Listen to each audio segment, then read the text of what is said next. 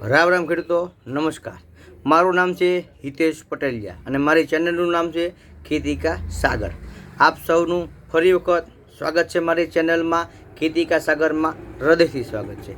આજે આપણે વાત કરીશું કોઈપણ પાકમાં મૂળનો સૌથી વધારેમાં વધારે પ્રશ્ન હોય છે, પ્રોબ્લેમ હોય છે કે ભાઈ કોઈપણ પાકમાં મૂળ ઘડીકમાં બેસતા નથી અથવા તો કોઈપણ દવા નાખે મૂળ ઘડીકમાં ડેવલપ થતા નથી અને મૂળની હિસાબે તમે જે આપેલા ફર્ટિલાઇઝરો છે, ખાતરો છે, ડીઈપી, યુરિયા, મોરસ્યુ, પોટાશ, ઝીંક, મેગ્નેશિયમ, કોપર, બોરોન, આવા જે તમે તત્વો આપ્યા છે કે જેથી તમને ઉત્પાદન મળે, એ તત્વો પૂરતા પ્રમાણમાં છોડને મળતા નથી.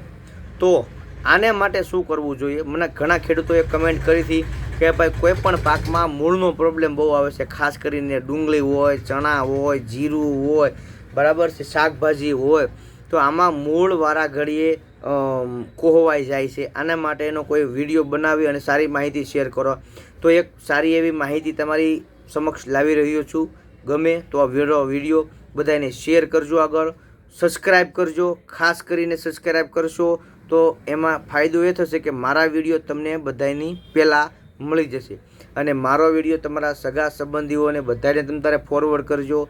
આ માહિતી જેટલા ખેડૂતો સુધી પહોંચશે એટલો ખેડૂતોને જ ફાયદો મળવાનો છે. તો વાત કરીશું મૂળ માટે, બરાબર છે. બધા ખેડૂતો હવે પોતાના કામમાં વ્યસ્ત હશે. ડુંગળીનો પાક કર્યો છે, અત્યારે કોઈએ ચણાનો પાક કર્યો છે, ઘઉંનો કર્યો છે, કોઈએ વેજીટેબલ કર્યું છે, કોઈ આવનાર ચોમાસામાં કપાસની કે મગફળીની ખેતી કરવાનું વિચારતા છે, એરંડાની ખેતી કરવાનું વિચારતા છે, અથવા હવને અનુકૂળ પડતો હશે એ પાક પ્રમાણે તૈયારી કરતા હશે. હવે આ બધા જ પાકની માલિપા મેઇન પ્રોબ્લેમ હોય તો મૂળમાં ફૂગ લાગી જાય, કોહવારો લાગી જાય છે. ફર્ટિલાઇઝરો વધારે આપવાથી મૂળને કોહવારો લાગી શકે છે, ગરમી લાગી શકે છે, બરાબર છે. તો આને માટે શું કરવું જોઈએ?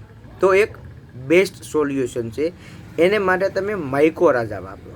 અત્યાર સુધી આપણે સલ્ફર વાપરતા હતા, બરાબર છે, હ્યુમિક એસિડ વાપરતા હતા, ફોલિક એસિડ વાપરતા હતા, પણ આ સારા જ હતા. હવે એથી એ ઉપર એક આવ્યું છે, એને કહેવામાં આવે છે માઇકોરાજા. તો માઇકોરાજા બે રીતનું આવે છે.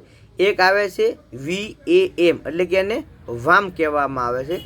વામનું ફૂલ ફોર્મ નામ છે વર્મિકુલર માઇકોરાજા, બરાબર છે. અને એક આવે છે AMF, અર્બલ કુલર માઇકોરાઇઝા કુનાલાઇઝ, બરાબર છે. તો હવે આ બંનેમાં શું ફરક આવે છે? જે VAM આવે છે એ ઇન્ડો માઇકોરાજા આવે છે, બરાબર છે, ઇકો માઇકોરાજા, અને એક આવે છે એન્ડો માઇકોરાજા, બરાબર.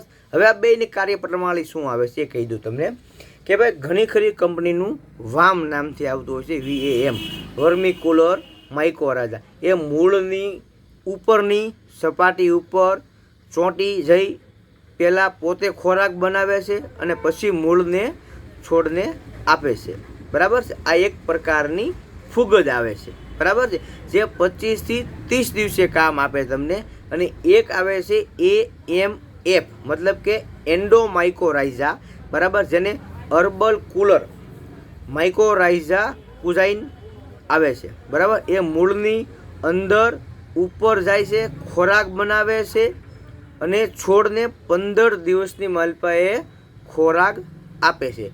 સાથે સાથે તમે જે પણ ખાતર ફર્ટિલાઇઝર આપ્યું હોય, ડીઈપી આપ્યું હોય, યુરિયા આપ્યું હોય, મોરસ્યુ આપ્યું હોય, મેગ્નેશિયમ આપ્યું હોય, ઝીંક આપ્યું હોય, બોરોન આપ્યું હોય, બરાબર છે, એની જે ઓગાળી અને મૂળને સાથે આપી દે છે, બરાબર છે.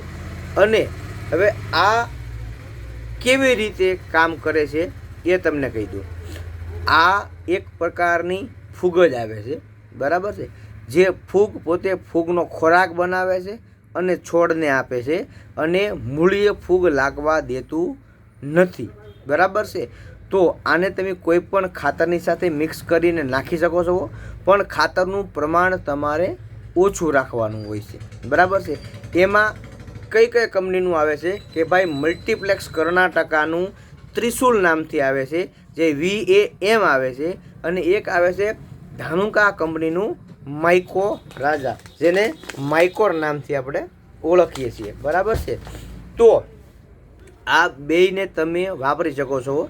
એનો ડોઝ તમને કહી દઉં, 1 વીઘે 2 કિલો કોઈ પણ પાકમાં, ડુંગળી હોય, લસણ હોય, ચણા હોય, જીરું હોય, ધાણા હોય, કોઈ પણ પાકમાં 1 વીઘે 2 કિલો, બરાબર છે. આ વાપરવાથી તમારા પાકમાં મૂળિયાની અછત ક્યારેય નહીં થાય, બરાબર છે. જેથી કરીને તમારા પાકમાં ઉત્પાદનની દૃષ્ટિએ તમે જો ગણતા હો તો મૂળનો અતિ મહત્ત્વનો ભાગ કહેવામાં આવે છે કે ભાઈ મૂળ હોય, બરાબર છે, તો એમાં ફાયદો થાય, બરાબર છે.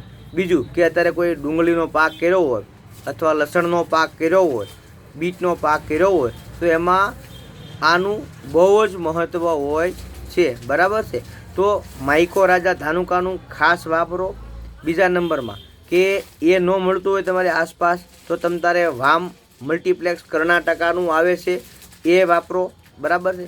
અને મારી ચેનલને લાઈક કરો, સબસ્ક્રાઈબ કરો